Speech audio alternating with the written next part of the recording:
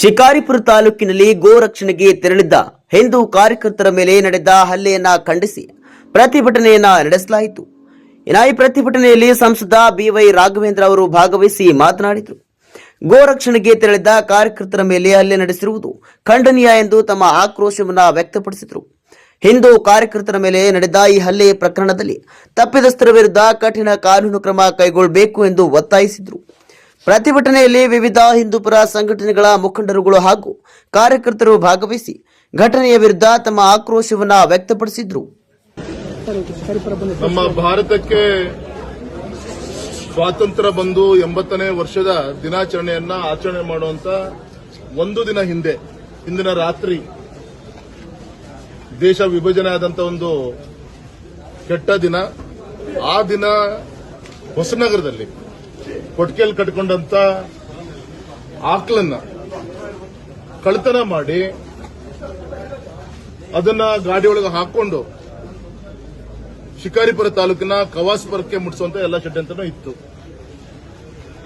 ಅದನ್ನ ಫಾಲೋಅಪ್ ಅನ್ನ ಮಾಡಿಕೊಂಡು ಹಿಂದಿಂದೆ ಬಂದಂತ ನಮ್ಮ ಹಿಂದೂ ಬಾಂಧವರಿಗೆ ಹುಡುಗರುಗಳಿಗೆ 3-4 ಜನ ಕಾರ್ಯಕರ್ತರು ಕಾರಲ್ಲಿ ಬರ್ತಾ ಇದ್ದಾರೆ.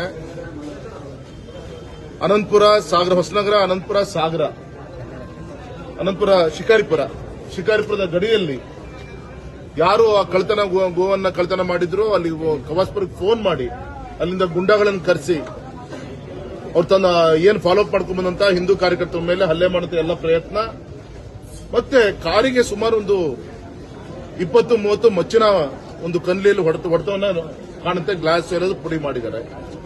ಈ ಸಂದರ್ಭದಲ್ಲಿ ಈಗಾಗಲೇ ಶಿಕಾರಿಪುರ ನಗರವನ್ನ ಬಂಧನ ಕರೆದಿದ್ರು. ನಮ್ಮ ವಿಶ್ವ ಹಿಂದೂ ಪರಿಷತ್ ಬಜರಂಗ ದಳದಿಂದ ತುಂಬಾ ಯಶಸ್ವಿಯಾಗಿದೆ. ಆಕ್ರೋಶ ಕೂಡ ವ್ಯಕ್ತಪಡಿಸಿದ್ವಿ ಮತ್ತೆ ಅತ್ಯಂತ ಶಾಂತಿಯುತವಾಗಿ ಮಾಡಿದ್ವಿ. ಆಗ ಪೊಲೀಸ್ ಇಲಾಖೆಗೆ ತಮ್ಮ ಮುಖಾಂತರ ನಾನು ಸರ್ಕಾರಕ್ಕೆ ನಾವು ಒತ್ತಾಯ ಮಾಡ್ತೀನಿ, ಆದಷ್ಟು ಬೇಗ ಯಾರು ಕಾನೂನನ್ನ ಕೈ ತೆಗೆದುಕೊಂಡು ಹಲ್ಲೆ ಮಾಡೋದು ಒಂದು ಷಡ್ಯಂತ್ರ ನಡೆದಿತ್ತು ಅವರನ್ನು ಆದಷ್ಟು ಬೇಗ ಬಂಧಿಸಬೇಕು. ಮತ್ತೆ ಇನ್ನು ಮುಂದೆ ಯಾವುದೇ ರೀತಿ ಕೂಡ ಈ ರೀತಿಯಂತ ಘಟನೆಗಳು, ಯಾಕೆಂದ್ರೆ ಶಿರಾಳಕೊಪ್ಪದಲ್ಲಿ ಹಿಂದೆ ನವಿಲನ್ನ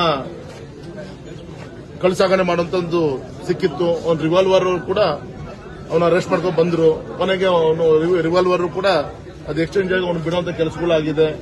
ಒಂಟೆ ಕೂಡ ತಗೊಂಡ್ಬಂದಿರೋದು ಇರಲಿ, ಒಂಟೆದು ಕಾನೂನು ಪ್ರಕಾರ ತಂದಿದ್ದಾರೆ. ಅಂದ್ರೆ ಈ ರೀತಿಯಂತ ದೊಡ್ಡ ಒಂದು ಕೇಂದ್ರ ಶಿರಾಳಕೊಪ್ಪ ಆಗ್ತಾ ಇದೆ. ಈ ಶಿಕಾರಿಪುರದ ಕವಾಸ್ಪುರ ಭಾಗದಲ್ಲೂ ಕೂಡ ಕೆಲವು ಮತಿಗೇಡಿ ಶಕ್ತಿಗಳು ಈ ರೀತಿಯಂತ ಷಡ್ಯಂತ್ರ ಮಾಡ್ತಾ ಇದ್ದಾರೆ. ಆಗ ಸರ್ಕಾರಕ್ಕೆ ಒತ್ತಾಯ ಮಾಡ್ತೀನಿ, ಗೋಮಾತೆಯನ್ನ ಪದೇ ಈ ರೀತಿಯಂತ ಒಂದು ಹಲ್ಲೆಯನ್ನ ಮಾಡಿ ತಿನ್ನುವಂತ ಕೆಲಸವನ್ನು ಮಾಡ್ತಾ ಇದ್ದಾರೆ. ಯಾವುದೇ ಕಾನೂನಿನ ಚೌಕಟ್ಟನ್ನು ಮೀರಿ ನಡೀತಿರುವಂತಹ ಈ ದಂಧೆ ಏನಿದೆ ಇದು ಸಂಪೂರ್ಣ ನಿಲ್ಲಿಸುವಂತ ಕೆಲಸಕ್ಕೆ ಪೊಲೀಸು ಮತ್ತು ಜಿಲ್ಲಾಡಳಿತ ಕೈ ಜೋಡಿಸಬೇಕು.